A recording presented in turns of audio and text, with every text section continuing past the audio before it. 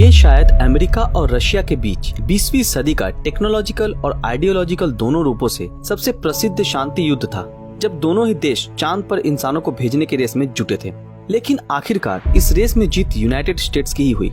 अगर आप उस समय के इतिहास की जांच करें तो शायद आपको ये लगेगा कि रशिया इस रेस को आसानी से जीत सकता था। लेकिन अब सवाल ये आता है कि क्यों रशिया ने चांद पर किसी इंसान को नहीं भेजा। स्वागत है आप सभी का स्पाईपीडिया के एक नए एपिसोड में। एक समय था जब रशिया स्पेस रेस में आगे चल रहा था और स्पेस की ओर अपनी उड़ान भर रहा था, जिसमें रशिया ने सबसे पहले स्पुतनिक स्पेसक्राफ्ट को लॉन्च किया और फिर उसके बाद और भी कई प्रोब्स को मून मिशन पर भेजा, जिसमें से एक स्पेसक्राफ्ट को 1959 में चांद को ऑर्बिट करने और उसकी तस्वीरें खींचने के लिए भेजा गया था। और फिर 1961 में रशिया ने सबसे पहले किसी इंसान को स्पेस में भेजा, जो एक बहुत बड़ी उपलब्धि थी। इसके बाद जब सन 1962 में अमेरिका के राष्ट्रपति केनेडी ने अपनी एक स्पीच में चांद पे इंसान को भेजने की बात कर रहे थे, वहीं दूसरी तरफ रशियन प्रेसिडेंट क्रुश्चेव इस बात पे चुप्पी साधे हुए थे कि रशिया किसी मैन्ड मून मिशन को अंजाम देने जा रहा है या नहीं, क्योंकि उस वक्त क्रुश्चेव को मून मिशन को लेकर अमेरिका के साथ प्रतियोगिता करने में कोई दिलचस्पी नहीं थी, बल्कि उनका ध्यान तो इंटरकॉन्टिनेंटल बैलिस्टिक मिसाइल्स पर था, जो रशिया को रॉकेट फोर्सेस के द्वारा और भी ताकतवर राष्ट्र बना सकता था। लेकिन रशिया में ऐसे कई लोग थे जिनके पास बहुत से प्लान थे मैन्ड मून मिशन को लेकर, जिनमें से एक नाम था सेर्गी कोरोलियोव। रशिया के स्पेस साइंटिस्टों में कोरोलियोव इकलौते चीफ डिजाइनर हुआ करते थे। कोरोलियोव ही वो इंसान थे जिनका रशिया के कई सारे स्पेस मिशन के सक्सेस के पीछे मुख्य भूमिका रहा था, और जो ओकेबी डिजाइन ब्यूरो के हेड भी थे, और जिन्होंने स्पुतनिक स्पेसक्राफ्ट और पहले इंसान यूरी गैगरिन को स्पेस में भेजने के मिशन का पूरा निरीक्षण किया था। उनकी अथॉरिटी स्पेस से जुड़ी हर छोटे मोटे काम को अंजाम देने में आगे रहती थी। और सिर्फ यही नहीं, कोरोलियोव के डिजाइन ग्रुप ने मार्स मिशन से लेकर विनस तक communication, spy, weather satellite, intercontinental ballistic missile और रशिया के मैन्ड मून मिशन के लिए भी काम किया था। सन 1964 में क्रुश्चेव के बाद लियोनार्ड ब्रेजनेव को सोवियत संघ का अगला प्रेसिडेंट बनाया गया और उन्होंने कोरोलियोव को मून मिशन को कंप्लीट करने की पूरी छूट दी। और उसके बाद ये डिसीजन लिया गया कि रशिया 1967 में चांद पे लैंड करेगा, और वे अमेरिका के अपोलो मिशन से पहले इस मिशन को अंजाम देना चाहते थे और इस रेस में आगे रहना चाहते थे। लेकिन कोरोलियोव के सामने एक बड़ी चुनौती थी। 95 टन वजन के पेलोड वाले स्पेसक्राफ्ट को चांद तक ले जाने के लिए एक बहुत बड़े रॉकेट की आवश्यकता थी, जिसका नाम था N1, और जो अमेरिका के सैटर्न 5 मिशन में इस्तेमाल हुए रॉकेट जितना बड़ा था। और सिर्फ यही नहीं, इस मिशन को अंजाम देने के लिए बहुत पावरफुल इंजन्स की जरूरत थी, ठीक वैसा जैसा F1 रॉकेट में इस्तेमाल किया गया था सैटर्न 5 मिशन के लिए। लेकिन उनके पास जरूरत के मुताबिक इंफ्रास्ट्रक्चर की कमी, पैसे की तंगी और समय की कमी के कारण वे ऐसा इंजन बनाने में असमर्थ रहे। सिर्फ इतना ही नहीं, अमेरिका सैटर्न 5 मिशन के लिए क्रायोजेनिक इंजन के ऊपर 5 सालों से भी ज्यादा समय तक काम कर रहा था। फिर भी ये इंजन उतना भरोसेमंद नहीं था। लेकिन इसके बावजूद भी रशिया ने हार नहीं मानी, और जहां पर अमेरिका ने सैटर्न 5 मिशन के लिए 5 बड़े इंजन का इस्तेमाल किया था इनिशियल बूस्टर के तौर पर, वहीं कोरोलियोव ने 30 छोटे छोटे हाईली एफिशिएंट इंजन का इस्तेमाल किया,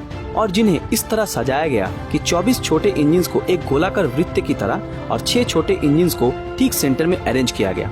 इंजन की थ्रस्ट को प्राप्त करने के लिए इन इंजन्स की डिजाइन काफी एडवांस थी, और इसलिए इसमें एक नए मेथड का इस्तेमाल किया गया था, जिसका नाम था क्लोज्ड साइकिल सिस्टम।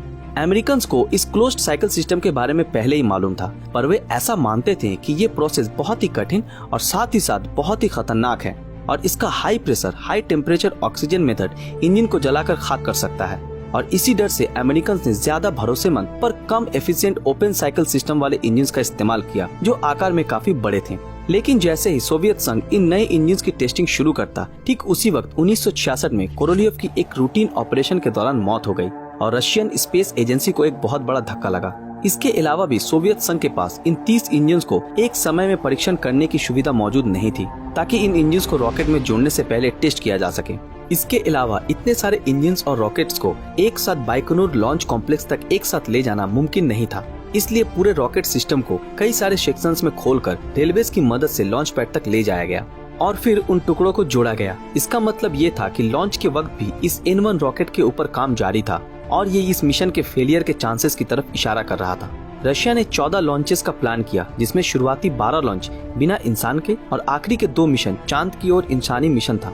21 फरवरी 1969 को पहला N1 रॉकेट को लॉन्च के लिए तैयार किया गया, लॉन्च के कुछ ही सेकंड्स के बाद इंजन कंट्रोल सिस्टम में कुछ तकनीकी गड़बड़ी के चलते 30 में से 2 इंजन बंद हो गए और फिर फ्यूल सिस्टम में अचानक कंपन शुरू हो गई और उसके बाद फ्यूल पाइप में आग लगने के कारण इलेक्ट्रिकल कंट्रोल वायरिंग जलने लगी और तुरंत सारे इंजन एक के बाद एक बंद होने लगे और उड़ान भरने के 68 सेकंड्स में ही लॉन्च पैड से 32 मील दूरी पर रॉकेट दुर्घटनाग्रस्त हो गया। इस घटना के कुछ ही दिनों बाद दूसरे उड़ान को तैयार किया गया। 3 जुलाई 1969 रात 11:18 पर रॉकेट को लॉन्च करना था, लेकिन लॉन्च होने के कुछ ही समय पहले ही इंजन नंबर 8 के टर्बो पंप में मौजूद लिक्विड ऑक्सीजन में एक जोरों का धमाका हुआ और इंजन में आग लग गई, जिसके चलते तकनीकी खराबी की वजह से सारे इंजन बंद हो गए सिवाय इंजन 1 को छोड़कर। और इसके बाद N1 रॉकेट में धमाका हुआ। उस वक्त रॉकेट में 2300 टन रॉकेट फ्यूल मौजूद था, जिसके कारण ये धमाका इतना घातक था जिसकी क्षमता करीब 3.8 किलोटन TNT या एक छोटे न्यूक्लियर बॉम्ब के धमाके जितनी थी, जिसे अब तक का सबसे बड़ा रॉकेट धमाका माना जाता है। इस धमाके में पूरा का पूरा लॉन्च कॉम्प्लेक्स तबाह हो गया और इस धमाके में रॉकेट का मलबा 6 मील दूरी तक जा गिरा और ये धमाका 22 मील दूरी से भी महसूस किया गया। इसके ठीक 17 दिनों बाद यानी 20 जुलाई 1969 नील आर्मस्ट्रांग चांद पे कदम रखने वाले पहले इंसान बने और अमेरिका अपने अपोलो 11 मिशन को पूरा करने में कामयाब हुआ और इस रेस में अमेरिका ने रशिया को पीछे छोड़ दिया। ये धमाका इतना घातक और विशाल था कि इस लॉन्च कॉम्प्लेक्स को वापस पहले जैसा करने में 2 साल से भी ज्यादा का समय लग गया। नवंबर 1971 को सोवियत संघ का तीसरा अटेम्प्ट भी फेलियर ही हुआ। फिर उसके 1 साल बाद नवंबर 1972 में चौथा और आखिरी लॉन्च भी फेल हो गया। उड़ान भरने के 107 सेकंड्स के अंदर ही रॉकेट में तकनीकी खराबी के कारण ये रॉकेट भी दुर्घटनाग्रस्त हो गया। इसके बाद 4 बार लगातार फेल होने के बाद भी रशिया फिर से उठ खड़ा हुआ और जोरों शोरों से तैयारी करने लगा अपने मून मिशन को अंजाम देने के लिए। लेकिन उसी वक्त अपने 5वें लॉन्च के वक्त यानी अगस्त 1974 को पूरे मून मिशन को ब्रेजनेव ने रद्द कर दिया। इस वक्त तक अमेरिका 6 बार चांद पर जा चुका था और इस रेस में बहुत आगे निकल चुका था और पूरी दुनिया की नजरें अब उन पर ही टिकी थी।